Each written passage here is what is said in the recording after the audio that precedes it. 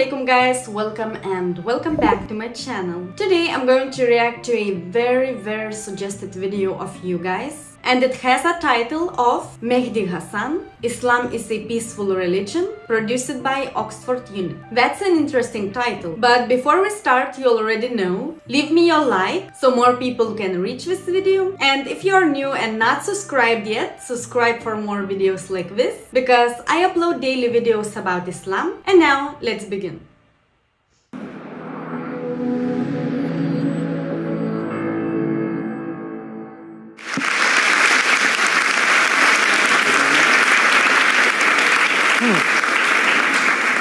Thank you very much, Mr. President. Ladies and gentlemen, good evening. As-salamu Alaykum. Lovely to see you all here tonight.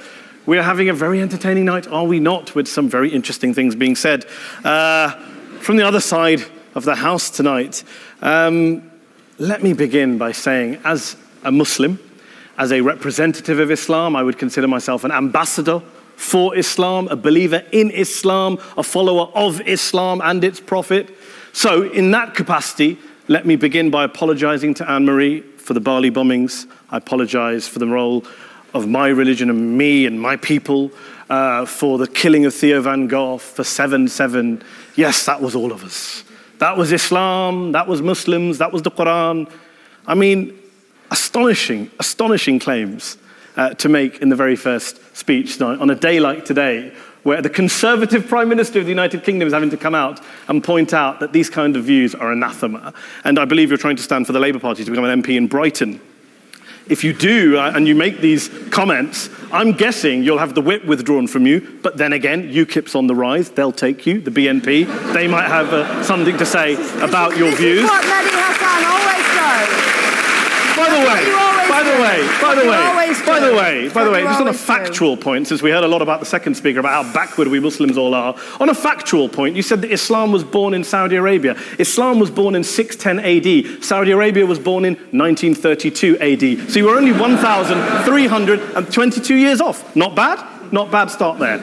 Talking of maths, by the way, a man named Al-Khwarizmi was one of the greatest mathematicians of all time, a Muslim, worked in the golden age of Islam. He's the guy who came up with not just algebra, but algorithms. Without algorithms, you wouldn't have laptops. Without laptops, Daniel Johnson tonight wouldn't have been able to print out his speech in which he came to berate us Muslims for holding back the advance and intellectual achievements of the West, which all happened without any contribution from anyone else other than the Judeo-Christian people of Europe. In fact, Daniel David Levering, the author of the Pulitzer Prize-winning historian and author of The Golden Crucible, points out that there would be no Renaissance, there would be no Reformation in Europe without the role played by Ibn Sina and Ibn Rushd and some of the great Muslim theologians, philosophers, scientists in bringing Greek texts to Europe. As for this being our university, I will leave that to the imagination as to who is our and who is there. I studied here too. An astonishing set of speeches so far making this case tonight. A mixture of just cherry-picked quotes, facts and figures, self-serving, selective, a farrago of distortions, misrepresentations, misinterpretations, misquotations. Daniel talked about my article in the New Statesman, which got me a lot of flack, where I talked about the anti-Semitism that is prevalent in some parts of the Muslim community, which indeed it is. Of course, I didn't say in that piece that it was caused by the religion of Islam. In fact, modern anti-Semitism in the Middle East was imported from, finish the sentence, Judeo-Christian Europe, where I believe some certainly bad things happened to the Jewish people. In fact, Tom Friedman, Jewish-American columnist in the New York Times, told me in this very chamber last week that he believed, had Muslims been running Europe in the 1940s, 6 million extra Jews would still be alive today. So I'm not going to take lessons in anti-Semitism from someone who's here to defend the Judeo-Christian values of a continent that murdered 6 million Jews. Moving swiftly on. Yes. Absolutely. Well, I'm about to make that point. No, I'm about to make that point. You're right. I agree with you. I agree with you 110%. That is my point. I don't think Europe is evil or bad. I'm a very proud European. I don't want to judge Europe on that basis, but if we're going to play this gutter game where we pull out the Bali bombing and we pull out examples of anti-Semitism in the Islamic community, then of course I'm going to come back and say, well, hold on. I mean, look, let's be very clear. Daniel here was a last-minute replacement for Douglas Murray, who had to pull out. And Douglas and I have a well-documented differences, but to be fair to Douglas, as to be fair to Anne-Marie and to Peter, atheists. Atheists see all religions as evil, violent, threatening. What the problem I have with Daniel's speech is that Daniel comes here to run this robust defense of Christianity, forgetting that his fellow Christians, people who said they were acting in the name of Jesus, gave us the Crusades, the Spanish Inquisition, the anti-Jewish pogroms, European colonialism in Africa and Asia, the Lord's Resistance Army in Uganda, not to mention countless arson and bomb attacks on abortion clinics in the United States of America to this very day. I would like a little bit of humility from Daniel first before he begins lecturing other communities and other faiths on violence, terror, and intolerance. But, no thank you. Some water. But I would say this, to address the gentleman's very valid point here, I'm not going to play that game. I don't actually believe that Christianity is a religion of violence and hate because of what the LRA does in Uganda or what Crusaders did to Jews and Muslims in Jerusalem when they took back the city in the 12th or 13th or whatever century it was. I believe that Christianity, like Islam, like pretty much every mainstream religion, is based on love and compassion and faith. I do follow a religion in which 113 out of the 114 chapters of the Quran begins by introducing the God of Islam as a God of mercy and compassion. I would not have it any other way. I don't follow a religion which introduces my God to me as a God of war, as some kind of Greek God of wrath, as a God of hate and injustice. Not at all. As Adam pointed out, you go through the Quran and you see the mercy and the love and the justice. And yes, you have verses that refer to warfare and violence. Of course it does. This is not a motion about pacifism. I'm not here to argue that Islam is a pacifistic faith. It is not. Islam allows military action, violence in certain limited contexts. And yes, a minority of Muslims do take it out of that context. But is it religious? We talked about Woolwich. Daniel and Anne-Marie have suggested that it's definitely religion that's behind all of this. Well, actually, what I find so amusing tonight is we're having a debate about Islam. And the opposition tonight have come forward. We have a graduate in law, a graduate in modern history, a graduate in chemistry. And, you know, I admire all of their intellects and their abilities, but we don't have anyone who's actually an expert on Islam, a scholar of Islam, a historian of Islam, a speaker of Arabic, even a terrorism expert or a security expert or a pollster, let alone to talk about what Muslims believe or think. Instead, we have people coming here, putting forward these views, putting forward these sweeping opinions. Listen to Professor Robert Pape of the University of Chicago, one of America's leading terrorism experts, who, unlike our esteemed opposition tonight, studied every single case of suicide terrorism between 1980 and 2005, 315 cases in total. And he concluded, and I quote, "There is little connection between suicide terrorism and Islamic fundamentalism or any of the world's religions. Rather, what nearly all suicide terrorist attacks have in common is a specific secular and strategic goal to compel modern democracies to withdraw military forces from territory that the terrorists consider to be their homeland."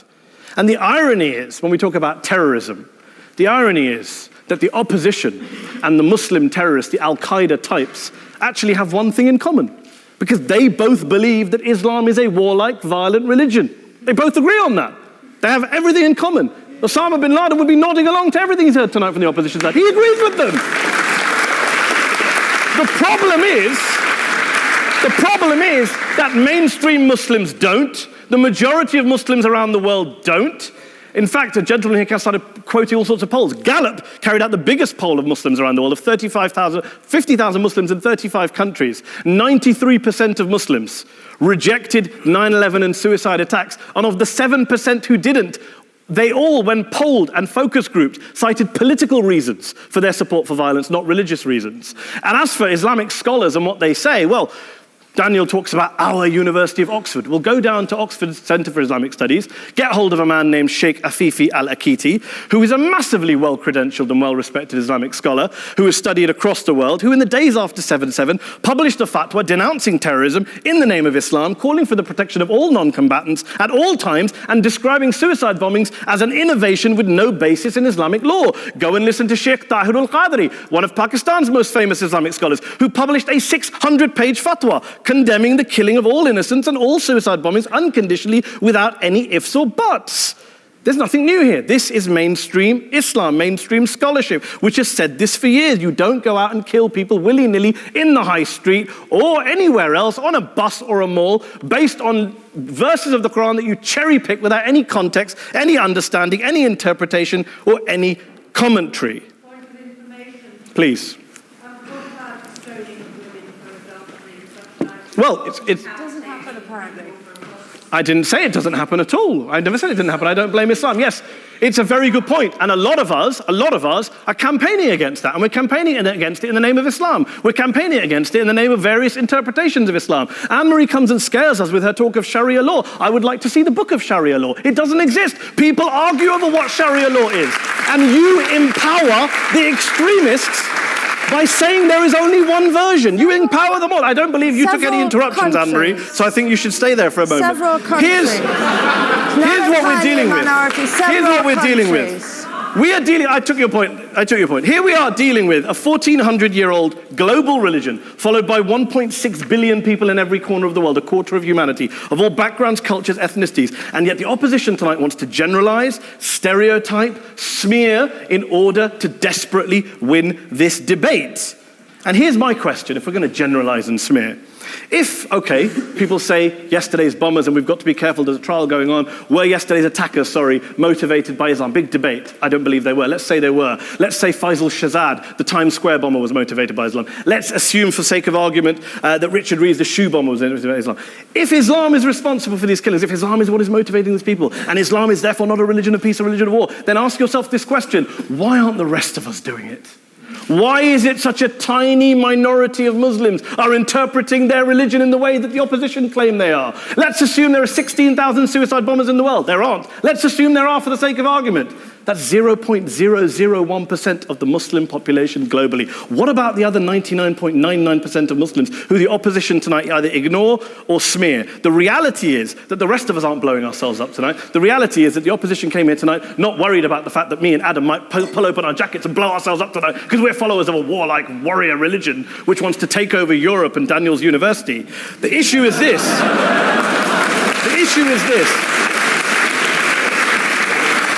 Unless the opposition can tell us tonight, and Peter Atkins is here, one of our great atheist intellectuals, can tell us tonight, they can answer this question tonight: why don't the vast majority of Muslims around the world behave as violently and aggressively as a tiny minority of politically motivated extremists? Then they might as well give up and stop pretending they have anything relevant to say about Islam or Muslims as a whole. Ladies and gentlemen, let me just say this to you. Think about what the opposite of this motion is. If you vote no tonight, think about what you're saying the opposite of this motion is. That Islam isn't a religion of peace, it's a religion of war, of violence, of terror, of aggression. That the people who follow Islam, me, my wife, my retired parents, my 6-year-old child, that 1.8 million of your fellow British residents and citizens, that 1.6 billion people across the world, your fellow human beings, are all followers, promoters, believers in a religion of violence. Do you really think that? Do you really believe that to be the case? They say that in the Oxford Union, the most famous debate was in 1933 when Adolf Hitler looked out for the result of the King and Country motion, where they voted against fighting for King and Country, and Hitler was listening out for the result. Well, tonight, 80 years on, there are two groups of people around the world who I would argue are waiting for the result of tonight's vote. There are the millions of peaceful, non-violent, law-abiding Muslims, both in the UK, Europe, Asia, Africa, and beyond, who see Islam as the source of their identity, as a source of spiritual fulfillment, of hope, of solace. And there are the phobes, the haters, the bigots out there who want to push the clash of civilizations, who want to divide all of us into them and us and ours and their. Ladies and gentlemen, I urge you all not to fuel the arguments of the phobes and bigots. Don't legitimize their divisions. Don't legitimize their hate. Trust those Muslims who you know, who you've met, who you hear, who don't believe in violence, who do want you to hear the peaceful message of the Quran as they believe it to be taught to the majority of Muslims, the Islam of peace and compassion and mercy, the Islam of the Quran, not of Al-Qaeda. Ladies and gentlemen, I beg to propose this motion to the House. I urge you to vote yes tonight. Thank you very much for your time.